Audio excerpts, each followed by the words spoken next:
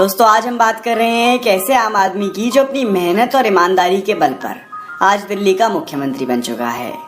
आज की इस वीडियो में हम अरविंद केजरीवाल की कहानी जानेंगे और मैं दावे के साथ कह सकता हूं कि अगर आप इस वीडियो को अंत तक देखेंगे तो आप भी अपने जीवन में कुछ बड़ा करने के लिए जरूर मोटिवेट होंगे। इनकी कहानी कुछ इस तरह है। हरियाणा के भिवानी जिले के सिवानी शहर में 16 अगस्त 1968 को अरविंद केजरीवाल का जन्म हुआ। वो जन्माष्टमी का दिन था जब अरविंद पैदा हुए थे और उनके सभी घर वाले ये सोचकर खुशी मना रहे थे कि उनके घर में कृष्ण पैदा हुए हैं। केजरीवाल एक मिडिल क्लास परिवार में जन्मे थे और गोविंद राम और गीता देवी के 3 बच्चों में सबसे बड़े थे। पिता गोविंद राम केजरीवाल एक इलेक्ट्रिकल इंजीनियर थे जिन्होंने बिरला इंस्टीट्यूट ऑफ टेक्नोलॉजी से अपनी इंजीनियरिंग की पढ़ाई करी थी। वहीं उनकी माँ एक होम मेकर थी। पिता की नौकरी के कारण उनके परिवार को अक्सर एक जगह से दूसरी जगह ट्रांसफर होते रहना पड़ता था और इसी कारण उन्होंने अपने बड़े होने के दिन सोनीपत, गाजियाबाद और हिसर जैसे शहरों में बिताए। सोनीपत के क्रिश्चियन मिशनरी स्कूल और हिसर के कैंपस स्कूल से केजरीवाल ने अपनी स्कूल की पढ़ाई करी। साइंस स्ट्रीम से 12वीं क्लास पास करने के बाद उन्होंने तय करा कि वह अपने पिता की तरह ही इंजीनियरिंग करेंगे और उसी के लिए उन्होंने 1 साल लगकर मेहनत भी करी और IIT JEE के एग्जाम की तैयारी करनी शुरू कर दी। तैयारी इतनी मेहनत और लगन से करी गई थी कि जब एग्जाम का रिजल्ट आया तो न केवल केजरीवाल ने वो एग्जाम पास करा बल्कि देश भर में 563 रैंक हासिल करी।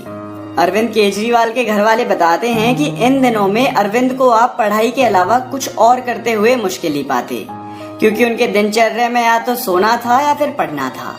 IIT JEE के एग्जाम को क्लियर करने के बाद अरविंद का IIT खड़गपुर में एडमिशन हो गया। IIT खड़गपुर वही कॉलेज है जिसने दुनिया को कई और जीनियसेस भी दिए और इन्हीं में गूगल के CEO सुंदर पिचाई का नाम भी शामिल है। मैकेनिकल इंजीनियरिंग में ग्रेजुएशन पूरी करने के बाद केजरीवाल को टाटा स्टील कंपनी में जॉब मिली। 1989 में केजरीवाल ने TCS में जॉब करनी शुरू करी और इस समय वह जमशेदपुर के TCS प्लांट में काम कर रहे थे। यहाँ नौकरी करते वक्त ही अरविंद का सोशल सर्विस जैसे कामों में ध्यान बढ़ने लगा और फिर इसी वजह से उन्होंने अपने ऑफिस से कुछ दिन के लिए छुट्टी भी ले ली और कोलकाता जाकर कुछ दिन मदर टेरेसा के साथ मिलकर भी काम करा। यही वो समय था जब केजरीवाल ने खुद के अंदर बहुत बड़ी ट्रांसफॉर्मेशन को देखा, जिसके बाद वो दूसरों के हित में सोचने लगे थे। यहीं से उनकी विचारधारा पूरी तरह से बदल गई थी और उन्होंने वापस जाकर अपनी TCS में जॉब को छोड़ दिया और सिविल सर्विसेज एग्जामिनेशन की तैयारी करने लगे, क्योंकि वो जानते थे कि देश की ज्यादा से ज्यादा जनता की सेवा करने का यही सबसे सही तरीका है। इसके बाद उन्होंने 1 साल तक देश के ही नहीं बल्कि दुनिया के कुछ सबसे मुश्किल एग्जाम्स में से एक सिविल सर्विसेज के एग्जाम की तैयारी करनी शुरू कर दी और अंत में उनकी मेहनत रंग लाई, क्योंकि उन्होंने इस एग्जाम को क्वालिफाई कर लिया था। इसके बाद उन्होंने इंडियन रेवेन्यू सर्विस यानी IRS को एक assistant commissioner of income tax के रूप में ज्वाइन करा। यहाँ जॉब करनी शुरू करी तो उन्हें सिस्टम की सच्चाई के बारे में पता चलने लगा कि भ्रष्टाचार किस तरह से सिस्टम की जड़ों को जकड़ा हुआ है। कुछ सालों तक यहाँ काम करने के बाद अरविंद केजरीवाल ने अपने दोस्त मनीष सिसोदिया और कुछ और दोस्तों के साथ मिलकर एक मूवमेंट की शुरुआत करी, जिसको नाम दिया गया परिवर्तन। परिवर्तन के जरिए वो दिल्ली के कुछ इलाकों में रह रही आम जनता की जो सरकार से जुड़ी हुई समस्याएं थी उनका समाधान निकाल रहे थे, जैसे कि पब्लिक डिस्ट्रीब्यूशन, इनकम टैक्स और इलेक्ट्रिसिटी। जब उनका इन कामों में ज्यादा ध्यान लगने लगा तो उन्होंने वर्ष 2000 में अपने ऑफिस से 2 साल की लीव ले ली। इन 2 वर्षों में केजरीवाल और मनीष सिसोदिया ने मिलकर दिल्ली की जनता के लिए बहुत काम करा। 2 वर्षों की लीव के बाद वो वापस अपनी जॉब पर आए, पर सोशल वर्क के चलते बिजी रहने के कारण उन्होंने 2006 में इनकम टैक्स डिपार्टमेंट में जॉइंट कमिश्नर की पोस्ट से रिजाइन कर दिया और पूरी तरह से परिवर्तन और एक NGO कबीर के लिए काम करना शुरू कर दिया। सिस्टम की अच्छी खासी नॉलेज होने के कारण अब केजरीवाल जान गए थे कि कहां किस तरह से काम कराया जा सकता है। उन्होंने राइट टू इन्फॉर्मेशन एक्ट का इस्तेमाल करके बिना किसी को रिश्वत दिए लोगों के काम कराए।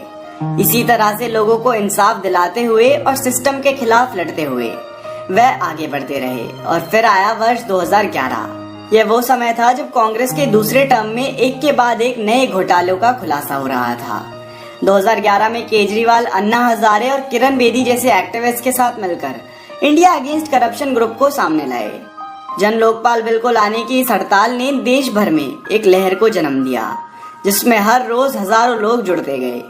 इसी मूवमेंट से केजरीवाल नेशनल मीडिया और देश की जनता के सामने आए थे। इस समय पर आकर कई लोगों ने केजरीवाल को कहा कि बाहर रहकर सरकार की बुराई करनी आसान है, अगर दम है तो राजनीति में आओ और जो गलत लगता है उसे सही करो।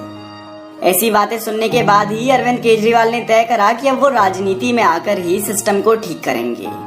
इसी सोच के साथ उन्होंने आम आदमी पार्टी की शुरुआत करी और दिल्ली के इलेक्शंस में मुख्यमंत्री के उम्मीदवार बनकर आगे आए। दिल्ली की जनता को केजरीवाल और आम आदमी पार्टी में एक उम्मीद नजर आ रही थी और इसीलिए पहले इलेक्शंस में ही दिल्ली की जनता ने केजरीवाल को 70 में से 31 सीट से लाई।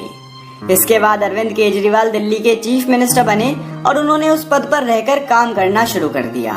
पहली बार इतने बड़े पद पर काम करने के कारण कई चीजें जिनकी केजरीवाल ने उम्मीद करी थी वह उस तरीके से ना हो सकी और उन्होंने बताया कि डिसीजन मेकिंग में सेंट्रल गवर्नमेंट की तरफ से लिबर्टी ना मिलने के कारण वो बड़े कदम नहीं उठा पा रहे थे। 49 दिनों तक सत्ता में रहने के बाद 14 फरवरी 2014 को अरविंद केजरीवाल ने मुख्यमंत्री के पद से इस्तीफा दे दिया। इसके बाद 2015 में दिल्ली में फिर से इलेक्शंस हुए और इस बार केजरीवाल और आम आदमी पार्टी ने वापसी करी और जहां पिछले इलेक्शंस में वो सिर्फ 31 सीट जीते थे, वहीं इस बार आम आदमी पार्टी दिल्ली की 70 सीट्स में से 67 सीट जीती। ये नंबर्स बताते हैं कि उस वक्त दिल्ली की जनता को बदलाव और उम्मीद की कितनी जरूरत थी। इसके बाद आम आदमी पार्टी के अरविंद केजरीवाल मुख्यमंत्री बने और इसके बाद से ही उन्होंने कभी पीछे मुड़कर नहीं देखा।